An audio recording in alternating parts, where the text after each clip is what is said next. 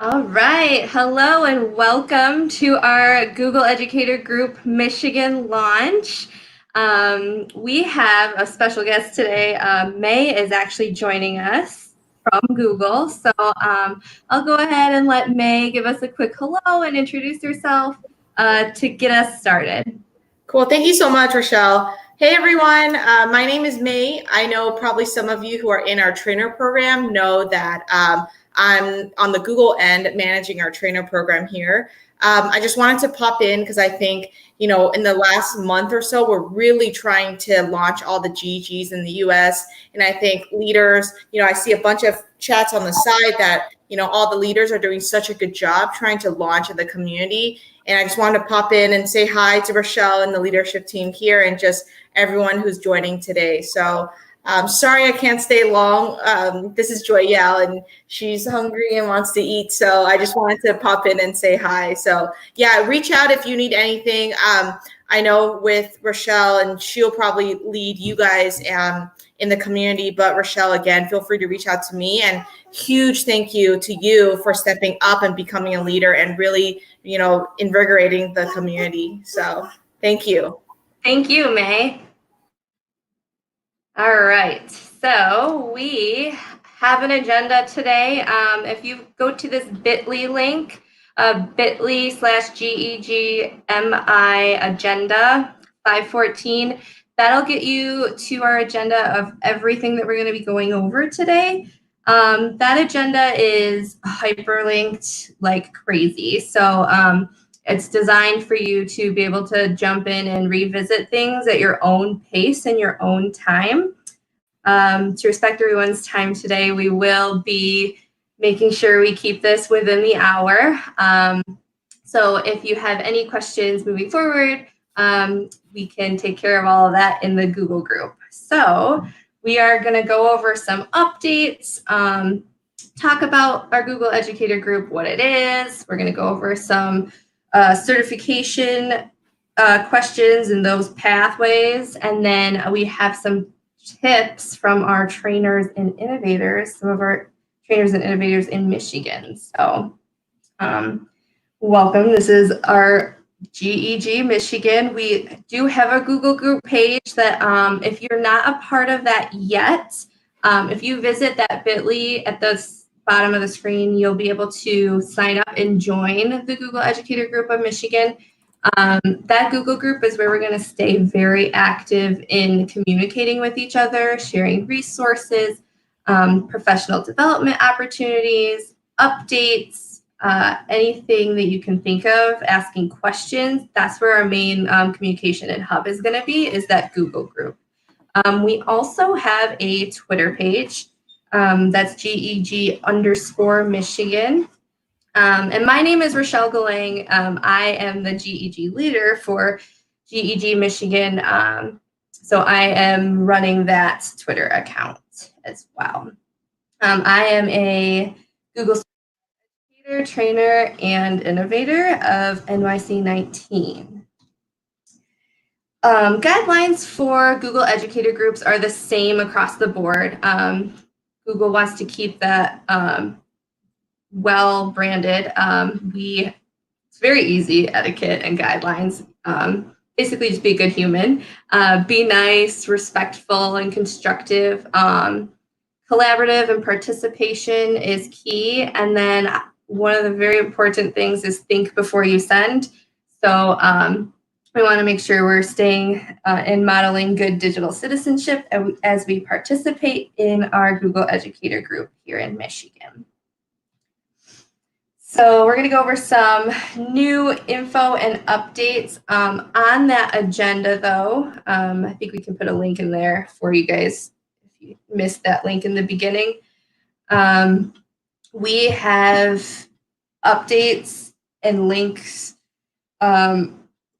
All of them lead back to, most of them lead back to the G Suite Updates blog. That is where you'll get your most timely information. That's where our Google Educator group gets a lot of our information from. But also, before we jump into these updates, I wanted to let you know that on the agenda, we do have a sign-in Google form. It's highlighted in yellow. If you fill out that, you'll get your certificate of attendance for attending our meeting today. So hopping into our updates, we have some new sharing dialogues.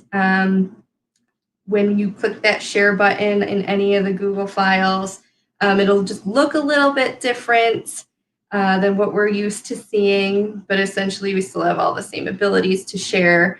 I did notice it's a little bit backwards now. Rather than preventing people from copying, you have to uncheck the box. It checks the box by default. So there's that new sharing dialog that we have to deal with. You may not see it show up yet with your district, depending on if your district is on rapid release or scheduled release, but that is coming.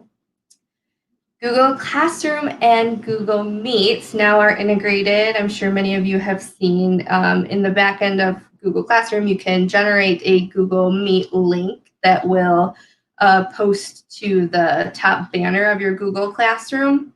You do have the ability to either hide that from students or regenerate a new link as well. We also have that integrated into Gmail. And then we have some Google Meet extensions that John Sowash is going to be jumping into explaining a little bit later. So I will let him talk about that. We are seeing changes in Google Sites. There are now templates in Google Sites that are kind of nice. We had templates before in the old sites, but the new sites have better templates now. And we have announcement banners, which are pretty cool, and also links to Family Link.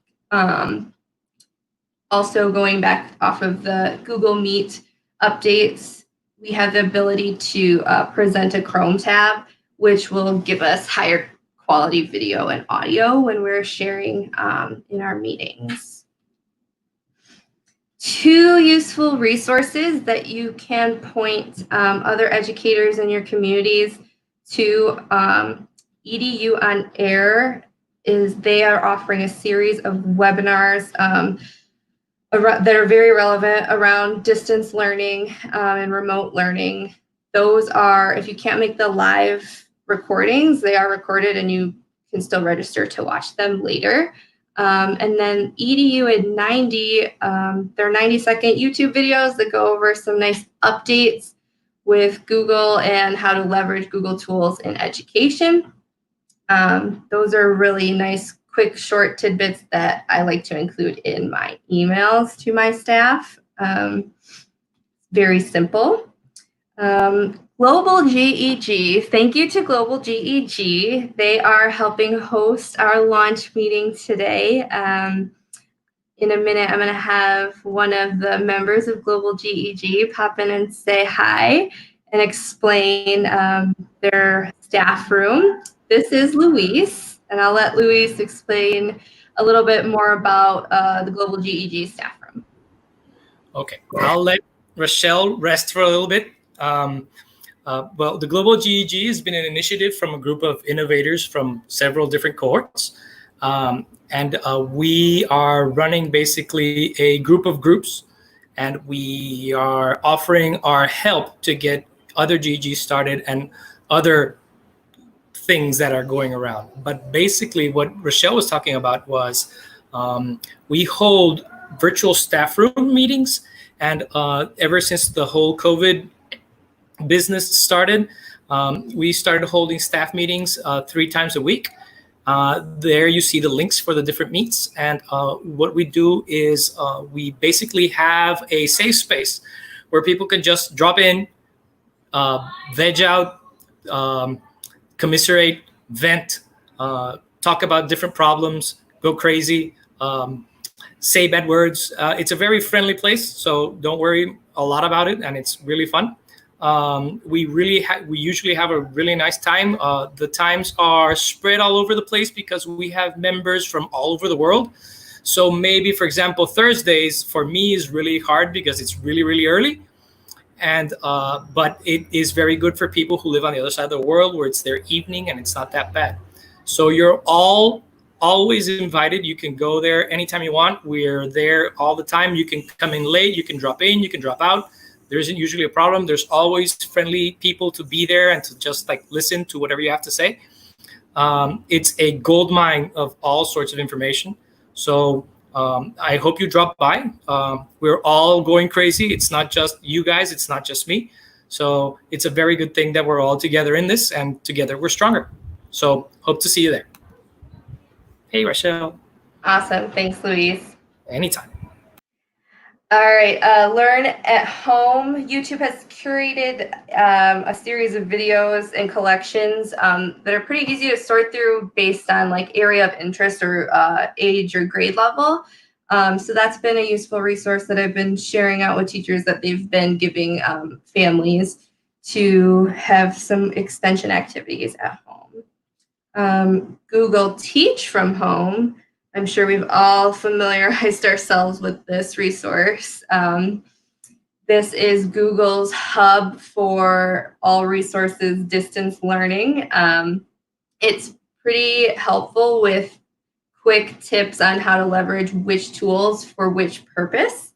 If you don't know about Google Teach from Home, definitely recommend checking it out. They also have a toolkit that they have that you can download with resources as well to share out with staff and parents of families. The Chromebook App Hub also is a great resource to share with educators. This one has a lot of digital citizenship, stuff on student privacy and best practices. So highly recommend checking out the Chromebook App Hub educator resources, especially in this digital remote learning. Student privacy should definitely be at the forefront of everything. So definitely check out the Chromebook App Hub. Screencastify is coming out with Screencastify Submit. Right now you can request to get early access to like their beta version of it. But what it is it allows students to submit Screencastify videos for assignments within Google Classroom. This seems to be a useful tool. I'm going to check it out. I just became a part of the beta program for that.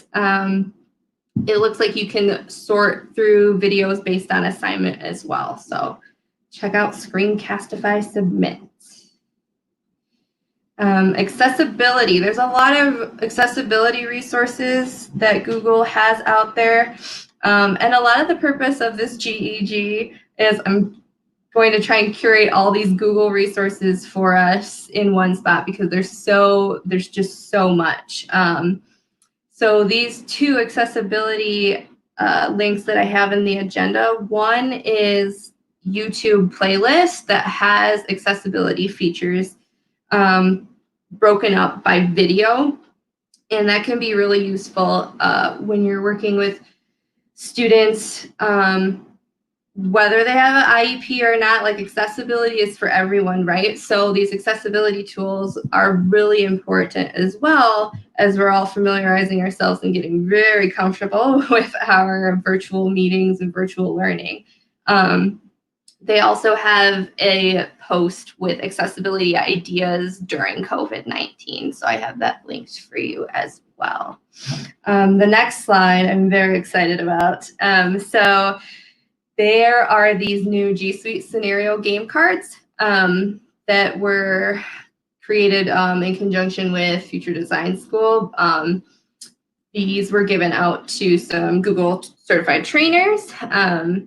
But I have them linked here in the agenda for you to access because they could be really helpful with thinking about purpose and using those G Suite tools.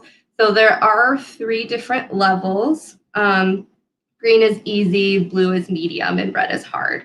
But they could be really useful to better understand where your participants are at or where your teachers are at or where your staff is at, so you can find gaps and where you need support.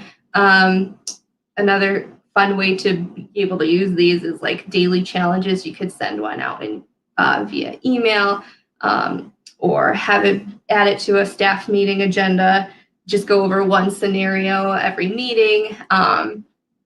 We can also use these at like the end of trainings to push people to that next level. So if they were very comfortable with those green scenarios, we can push them up to blue. All right, what about these things that Google tools can do? So definitely excited about scenario cards and starting to use those in my practice. So I wanted to share all of those with you as well. Ed Tech team also has a hub for distance learning where they've got a webinar series as well and some courses, useful resources from Ed Tech team also.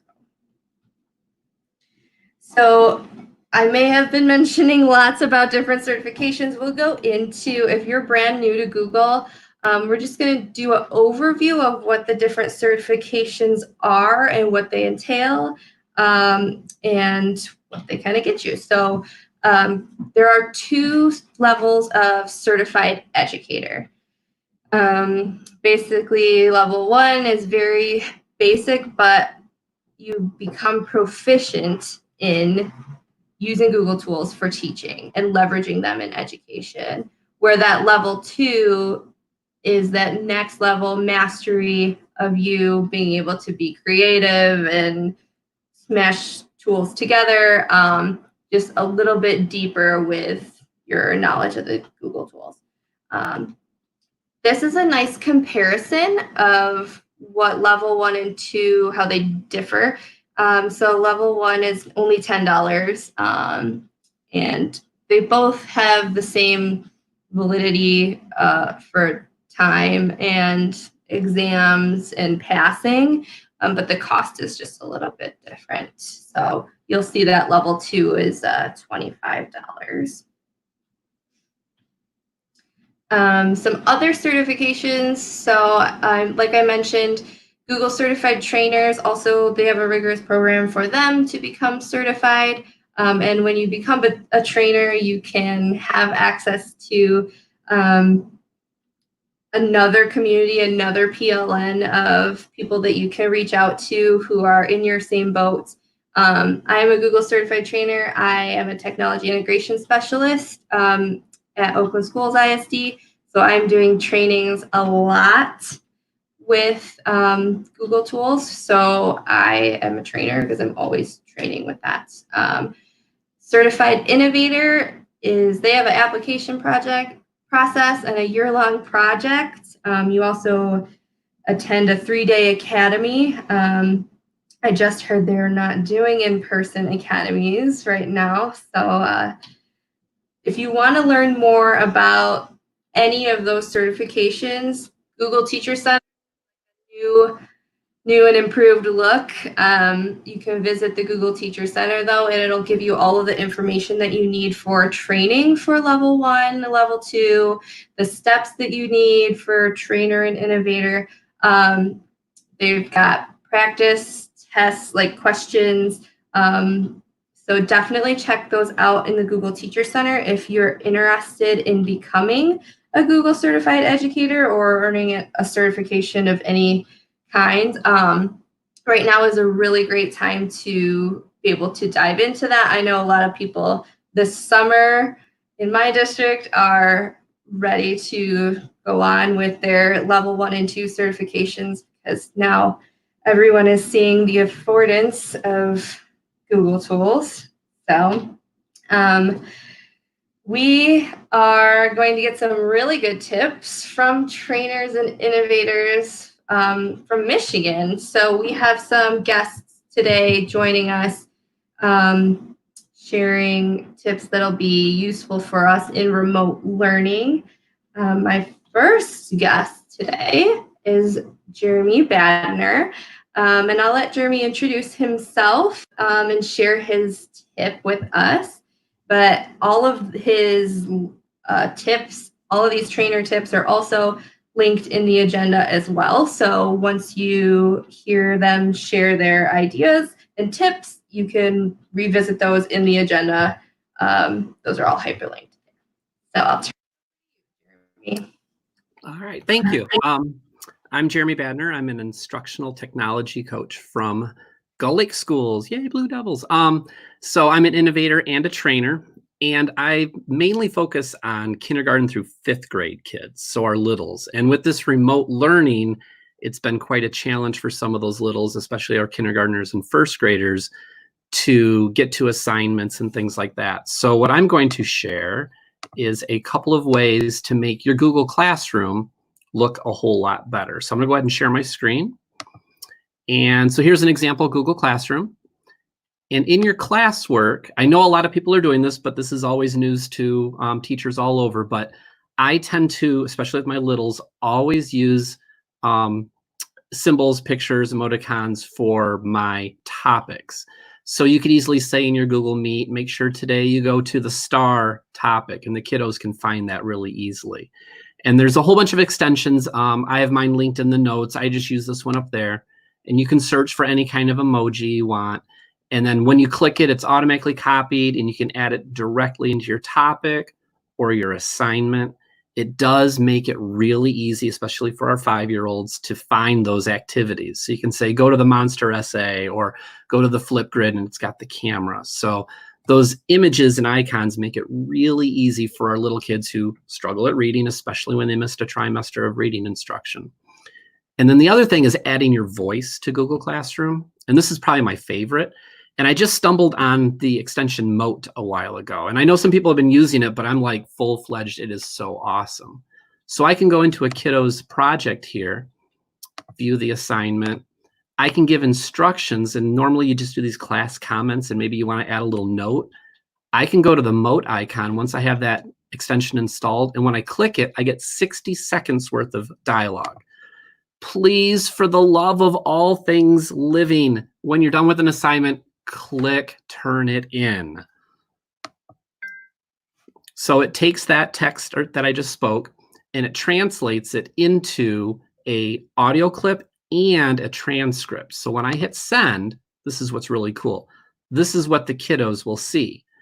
They'll see the text I said, so your kids that don't need to have it read to them can see the text.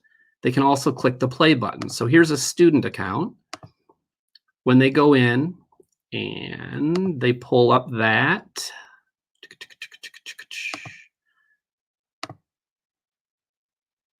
give it a second to load, that will play. So it'll look just like for them.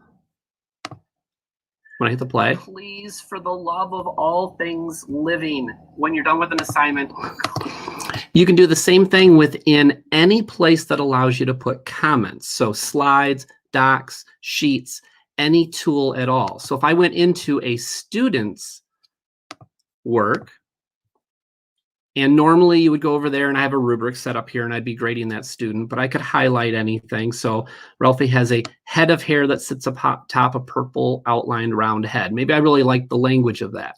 When I add my comment, I can just say, that is incredibly vivid language. I really like what you're doing there. And what they get is this awesome comment that they can now hear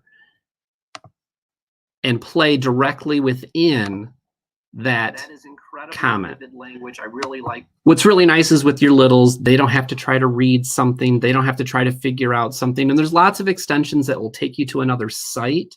This one keeps everything locked directly in the tool that they're using. And I think that's what I really like, is the kids don't have to go anywhere and get lost. They never left Google Classroom. It's all right there within the comments themselves or within the document. So it's a really easy way, especially with your littles, to have them navigate a classroom easily with the icons, the pictures. You can even change text with this really cool site. This, I will give you a tip, coolfont.org is sometimes blocked in some of your districts. You may have to bring a big plate of cookies to your tech director, find out if they like chocolate chip or raisin, I guess. Bring it to them and get this opened up. But you could add all these kind of fonts into any assignment.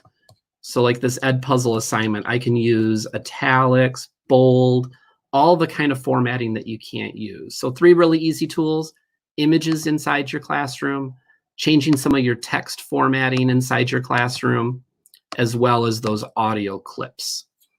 So that's all I had. Awesome. Thanks for those tips, Jeremy. I'll have to check some of those out. Next up, we have Lauren Villaluz. She is a certified trainer, and I will let Lauren introduce herself. She's going to share a little bit about Jamboard. Thanks, Rochelle. I'm Lauren Villaluz. I am an educator, currently a tech integration specialist supporting several districts of teachers for Oakland County. And I have been a certified trainer for, I think, 3 years now. And it's been an excellent, excellent resource. And so I'm excited to share with you today. And so I'm going to share my screen here. We are going to take a look at something called Jamboard, which maybe you've seen floating around or already even tried yourself. I'm just checking to make sure you can see what I can see. Okay, beautiful. So Jamboard is a Google app. It may or may not be added for your domain. So again, like Jeremy said, it might involve some cookies. But once you have access to Jamboard through your domain, there is several ways that you can access Jamboard. It is available as an app for mobile devices and tablets, and the features are a little bit different than the features of the web version, which is what you're looking at right now. And so it's kind of important to know that.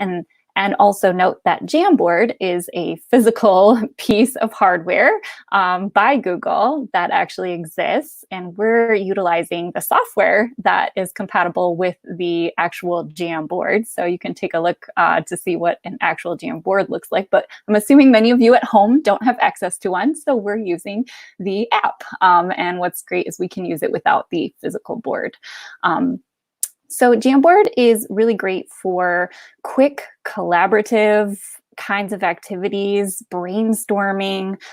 What I have up is an example from something that I did with a group yesterday. I put a bunch of letters in on sticky notes. And as they entered the room, their challenge was to spell just one word. That was my challenge to them. And so they made up this lovely word that you see in front of them.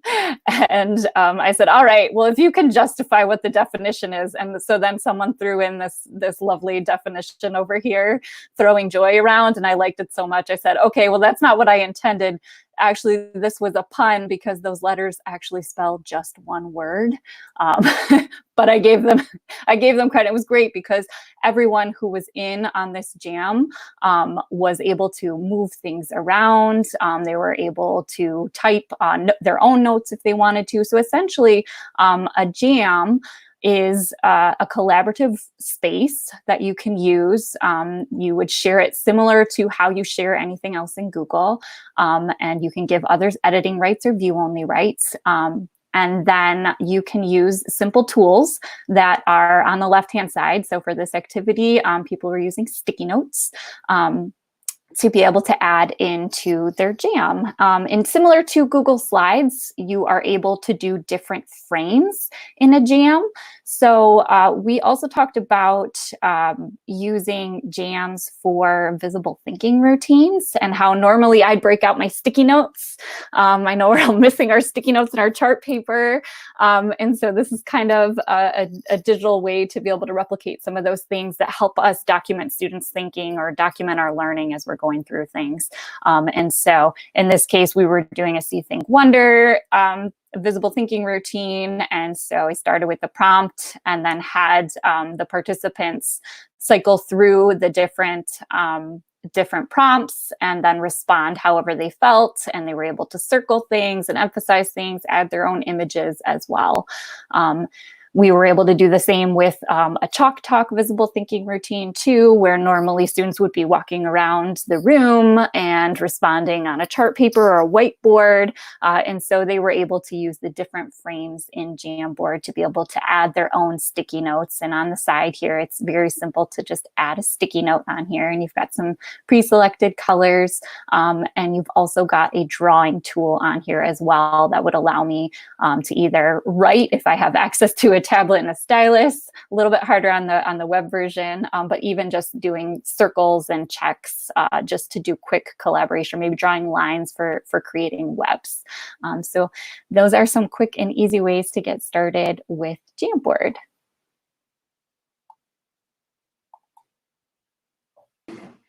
Next up, we have Do Bowie. He's going to be sharing how to make your own GIF in less than 2 minutes.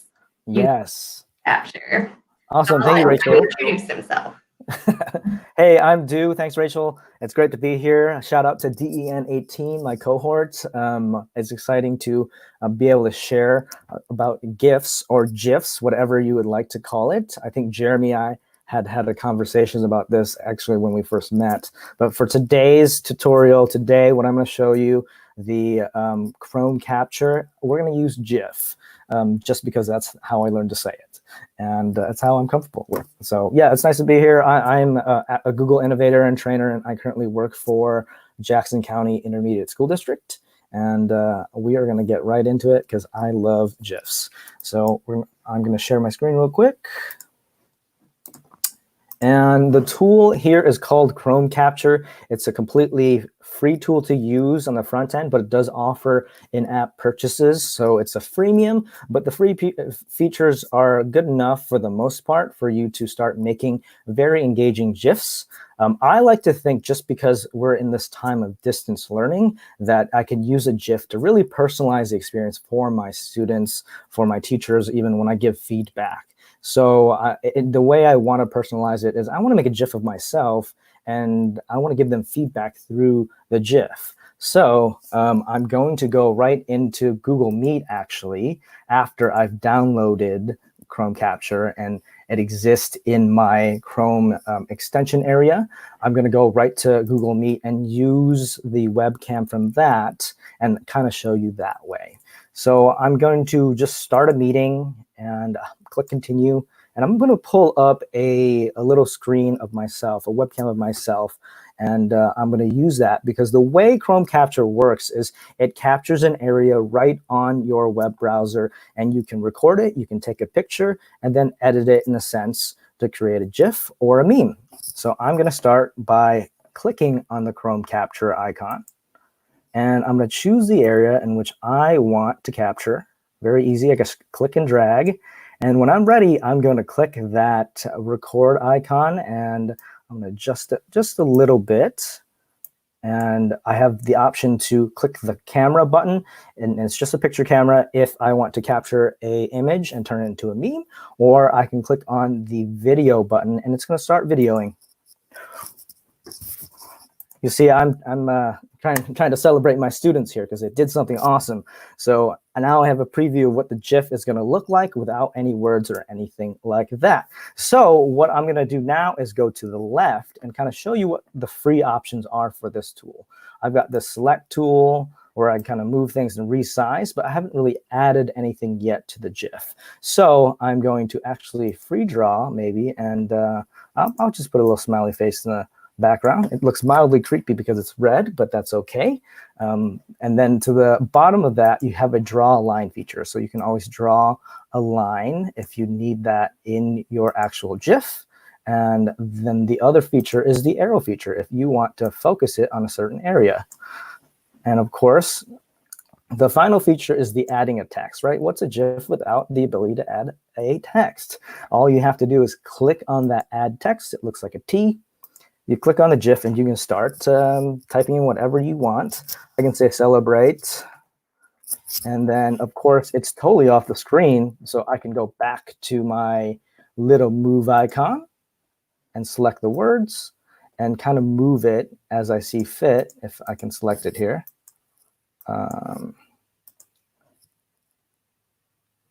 But as you see, as it turns in that compass, you can kind of select it and then resize it as you see fit. And of course, once you get the GIF where you want it, you can kind of add icons too, if that's what you want to add. As far as GIF, I'm just going to leave it the way it is right now. And once you're done, you can actually hit the save button. And once you hit save, you have all the logistical details that you can choose from as far as making it a GIF or a WebM. And then, of course, give it a nice name. And once you're done, just save it. And once it is ready to go, it's going to download right to your computer, and you're ready to use your GIF. You can see it was very quick for me. And now I can go ahead and go right into a student essay. And after I read their essay, I find a point that I really like. I can go ahead and insert right into the document from my computer. And this is one I previously made, so I'll do that one.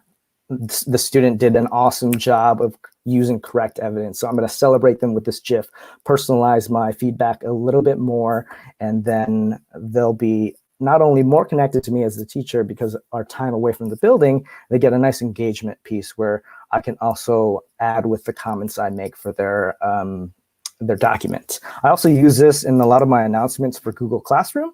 So I've got an announcement right here where I kind of welcome them to the class, and then I have a positive spin by adding a GIF there and allowing them to celebrate as they start their distance learning. So that is Chrome Capture. It has the ability to capture moments on YouTube as well if you want to create more GIFs that are not your face. And then you have the ability to, of course, screen capture different images if you want to just make a meme for yourself. And it's very easy to do as far as adding your own personal spin on any images that you find and whatnot. The premium features are up at the top. You can, I think, pay $5.99 and unlock different colors, unlock different fonts and sizes for that font. And so that's Chrome Capture, and it's a very nice tool because it is on the free end, pretty awesome. And of course, you can now more personalize your feedback with Chrome Capture. That's awesome, Du. Thanks for dancing for us. Hey, you know, I try to include dance anytime I can. So yeah. Thank you so much. Yep. Next up, we have John Sowash joining us. He's going to be going over some of those Chrome extensions I mentioned earlier with Google Meet. I'll let John introduce himself. Hey everybody, great to be here with the GEG launch. Rachel, thanks so much for including me. Appreciate it. Always good to hang out with my favorite Michigan friends. I'm a former biology teacher, former high school principal, and now I help teachers use technology in the classroom, work across the state of Michigan, across the country, doing all kinds of things, including running the My Google conference, which I'll give you a little update on here in a little bit. But today, I'd like to share a couple of suggestions to make Google Meet better. Now, the interesting thing is that up until about, 2 months ago, nobody cared about Google Meet. Like, I don't think I've ever done a training on Google Meet in the last 5 years. And now it's like the hot new thing. So the good news is Google has added lots of new features. Rachel updated you on a few of those.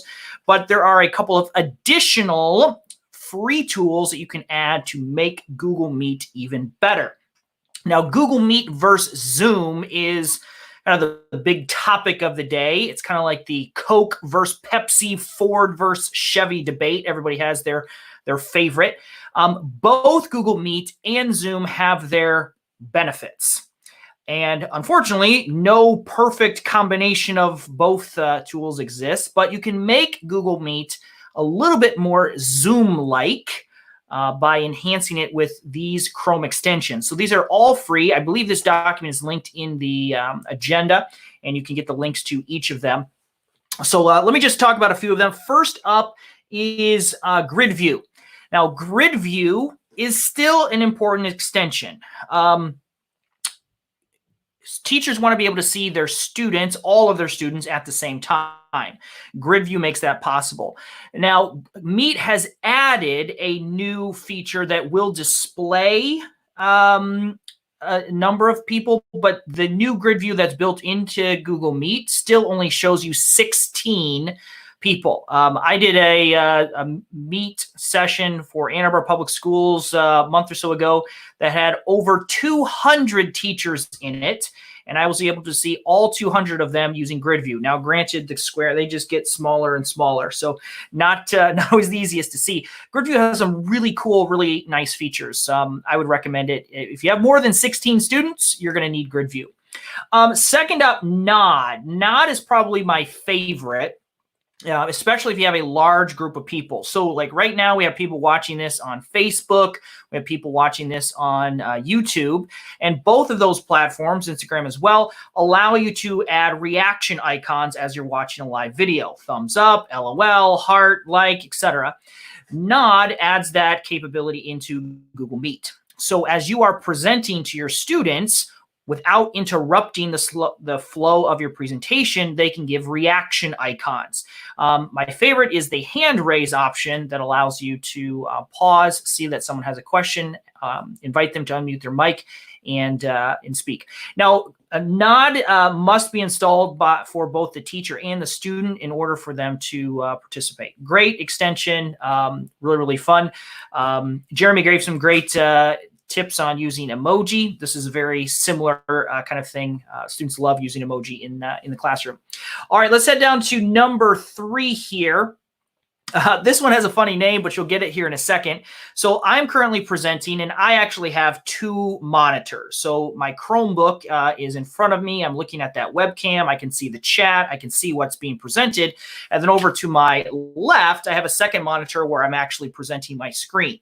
But not everybody has 2 monitors. Some of you are dual-less, and that is why you need the dual-less window splitter. So dual-less allows you to split your one monitor into 2, allowing you to see your students on one half of your screen and whatever you're presenting on the other half. So when combined with grid view, dual-less allows you to kind of see everything that's happening during your virtual session. So I would definitely combine those. Last 2, and we'll wrap this up. Meet attendance is a little funky. It does work. It's a little funky. Meet attendance will automatically record the participants in your virtual session. So it does work with Google Sheets. Will automatically record the names and the time of attendance. Does it instantly, so it's really, really nice. The UI for Meet attendance is kind of funky. So you have to play around with it a little bit to understand how it works, but it does work very well, and it instantly takes attendance for your virtual meeting. Really, only the teacher needs Meet attendance. That's for you to take that attendance. Last one is push to talk, which is very good. I agree with some of the people in the chat, Mary Hankins. Push to talk turns your space bar into your mute button. I don't care if you're a kindergartner or if you're an adult. Some people can just not find that unmute button. It's a struggle. So when the push to talk extension is installed, you press the space bar to talk. So when the space bar is pressed, your microphone is live. When you let go of the space bar, you are muted. So it's a very easy way to turn on and off your mic with minimal effort. Push to talk does need to be installed for that to work. And then the other little trick with push to talk is you join the meeting, you mute yourself, or the teacher can mute the student. And then once you've been muted the first time, the space bar works very, very well. So those are 5 Chrome extensions to enhance your Google Meet experience. I'd encourage you to check them out and use them next time you meet live with your students. I want to thank you, Rachel, for giving me the chance to share. I also want to mention to all of our Michigan residents that one of the GEG events that we'll be doing on an annual basis is our annual My Google conference, MI Google. That is our big conference, usually anywhere from 300 to 500 Michigan teachers there. That takes place in November every year. Today, I'm announcing that the call for presenters will be open this month. So we would love all of the fellow innovators, trainers, certified educators to submit a proposal. Share your best Google teaching tips and tricks, like the awesome ones that are has been shared here today. The RFP will be open here in May. That'll go through the summer, probably through July. We'd love to have you present in November. Unfortunately, I do not know 100% if the conference will be a in-person conference, as it has been for the last 8 years, or if it will be a virtual conference. It will happen one way or the other. We're just kind of waiting to see what the climate of the state and the nation is before we make that final decision. So if you're interested, I will be posting the link to the RFP in the Google group. You can head over to miedtech.com. Info is not up there yet. It'll be up there in a few weeks. You can check it out. Rachel, thanks so much. Awesome. Thanks, John. Yeah, that push to talk extension, I love that for accessibility too. And that My Google conference is a great conference to go to. I've attended several times in the past as well. So if you have not gone to that, participated in that, highly recommend. Moving forward, that Google group is going to be our hub of communication. So if there are other professional learning opportunities like My Google that you want to share in there, please go ahead and do that. If you have questions about anything that we talked about today, or you would like more clarification on things, please ask in that Google group. And then we'll stay connected on Twitter as well. For those of you who are interested in becoming certified, practice, give it a try, level up, move your way up the ladder. If you are looking to get more teachers in your district certified, please share out all those resources and share Global Educator Group Michigan with them as well. We'd like to grow the group, and anyone can join, and it's free. So we will be having another meeting this summer. That meeting date is to be announced. It'll be virtual like we were today. And that is all we have for you today. That's a wrap. Thank you for joining us for our GEG Michigan launch. Great combo in the chat. And I'd look forward to staying connected with you in our Google group. And have a great day, everyone. Thank you so much.